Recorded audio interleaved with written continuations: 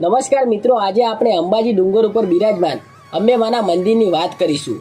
મિત્રો, અંબાજી ડુંગર ઉપર જે મંદિર છે ત્યાં માતા અંબાની કોઈ મૂર્તિ કે કોઈ ફોટો નથી, પણ ત્યાં અંબા માતાના એક યંત્રની પૂજા કરવામાં આવે છે અને તે પૂજા કરતી વખતે પૂજારી આંખે પાટા બાંધીને પૂજા કરે છે.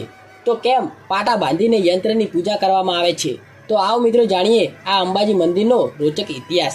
મિત્રો, કહેવામાં આવે છે કે આ પૃથ્વી ઉપર મૂર્તિની પૂજા કરવાની પરંપરા ચાલુ થઈ ન હતી એ પહેલાંનું આ મંદિર છે. અંબાજી મંદિરના ઇતિહાસની વાત કરીએ તો 51 શક્તિપીઠોમાં આ મંદિર એક વિશેષ મહત્વ ધરાવે છે. કહેવામાં આવે છે કે અહીંયા માતા સતીનું હૃદય પડ્યું હતું. એકવાર પ્રજાપતિ દક્ષે એક મોટા યજ્ઞનું આયોજન કર્યું હતું.